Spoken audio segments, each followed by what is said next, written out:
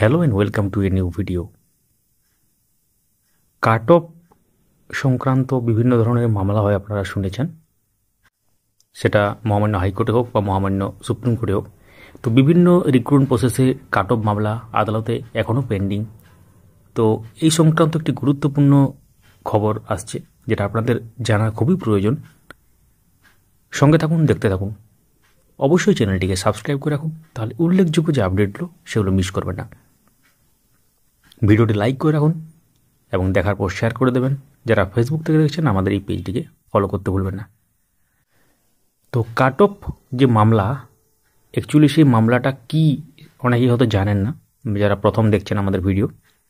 তো cut off সংক্রান্ত যে মামলা হয় সেটা হচ্ছে, ধরুন কোনো মেরিট লিস্ট বেরিয়েছে বা সেখানে ব্রেকআপ অফ মার্কস দেওয়া হয়েছে, সেখানে যারা চাকরি পায়নি তখন তারা রিয়েলাইজ করলো যে তাদের থেকেও কম মেরিটযুক্ত ক্যান্ডিডেট চাকরি করছে বা মেরিটে আছে, তখন তারা কি করে, মামলা করে। তো এই সংক্রান্ত অনেক মামলা কিন্তু আদালতে পেন্ডিং আছে, একটু আগে যেটা বললাম আমরা। তো 2009 প্রাইমারি নিয়োগ আপনারা শুনেছেন হয়তো। 2009 প্রাইমারি নিয়োগেরই একটি মামলা সাপেক্ষে মহামান্য বিচারপতি একটা গুরুত্বপূর্ণ ব্যাপার বলেছেন। অর্থাৎ আগে এটা নিয়ে কিন্তু একটা ডেট বেঁধে দেওয়া হয়েছিল যে এই ডেট পর্যন্ত, মানে একটা নির্দিষ্ট ডেট পর্যন্ত যদি মামলা কেউ করে এই কাট অফ সঙ্গে, তাহলে তারা কিন্তু বেনিফিট পাবে 2009-এর।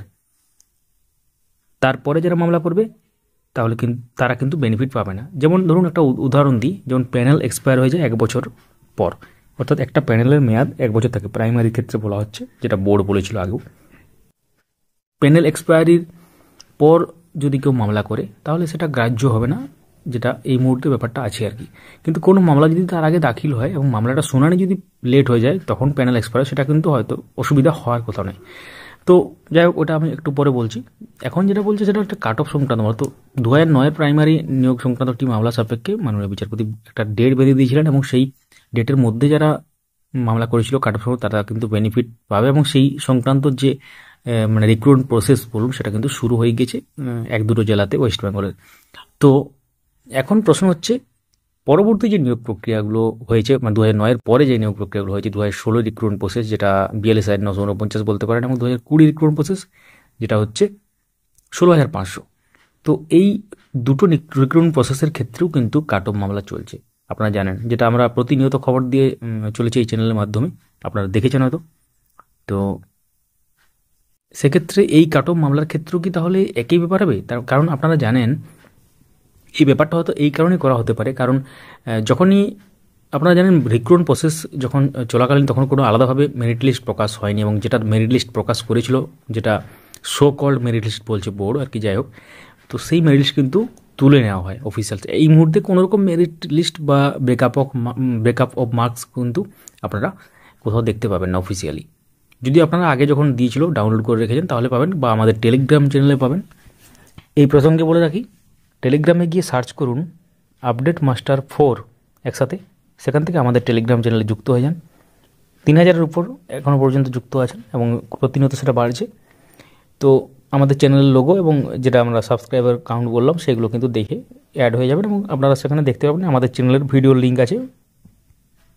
তো অবশ্যই সেখানে যুক্ত হয়ে যান, এবং তার সাথে সেখানে ইম্পর্টেন্ট ডকুমেন্ট, যেগুলো পুরনো ডকুমেন্ট, যেগুলো ধরুন কোনো সময় দেওয়া হয়েছিল সাইটে বা ওয়েবসাইটে, বা কোনো কারণে সেটা তুলে নেওয়া হয়েছে, সেগুলো কিন্তু আমাদের চ্যানেলে পেয়ে যাবেন, কারণ সেগুলো আমরা ডাউনলোড করে সেখানে আপলোড করে রেখেছি আপনাদের উদ্দেশ্যে। যখন যেটা আপনাদের ইচ্ছে পেয়ে যাবেন, সেখানে সার্চ করতেও পারবেন চ্যানেলে গিয়ে। তো এটা হচ্ছে ব্যাপার। তো কাট অফ মামলা, তাহলে আপনার একটা এই প্রসঙ্গে একটা ব্যাপার বলি, তারপর বাকিটা বলছি।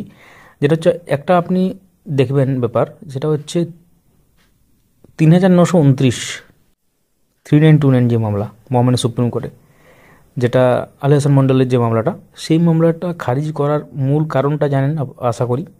প্যানেল এক্সপায়ারি, বোর্ডের পক্ষ থেকে বলা হয়েছিল যে প্যানেল এক্সপায়ার হয়ে গেছে, যেহেতু মামলাটা পরে হয়েছে এবং 1 বছর প্যানেলের বৈধতা থাকে, এবং তারপর সেটা এক্সপায়ার হয়ে যায়, সেটা কিন্তু দেখানো হয়েছিল। তো যাই হোক, সেটা রিভিউ পিটিশন এবং অনেক কিছু, অ্যাকচুয়ালি ওটা বিএড ক্যান্ডিডেটরা ছিল অনেকেই, এবং সেক্ষেত্রে তারা কিন্তু রিভিউ পিটিশন হয়তো পরবর্তী দিনে ফাইল করেছে, এবং সেই সংক্রান্ত আপডেটও আমাদের চ্যানেলে পাবেন। তো এটা হচ্ছে একটা ম্যাটার। এবং তার সাথে কাট অফ সংক্রান্ত মামলাতে যেটা মাননীয় বিচারপতি পর্যবেক্ষণ বা তিনি যেটা মনে করেছেন যে এই ব্যাপার নিয়ে যদি একটা ডেট বেঁধে না দেওয়া হয় তাহলে কিন্তু পরবর্তীতে আলাদা আলাদা মামলা হবে এবং সেটা একটা মানে একটা হেফাজত ব্যাপার হয়ে যাবে আর কি। তো সেই জন্য হয়তো করেছেন, যাই হোক তিনি কীভাবে করেছেন মানে কেন করেছেন সেটা আলাদা ব্যাপার। এখন তারপর হচ্ছে কি, তাহলে পরবর্তী দিনে কি কাট অফ মামলা থেকে কোনো চাকরি হবে না?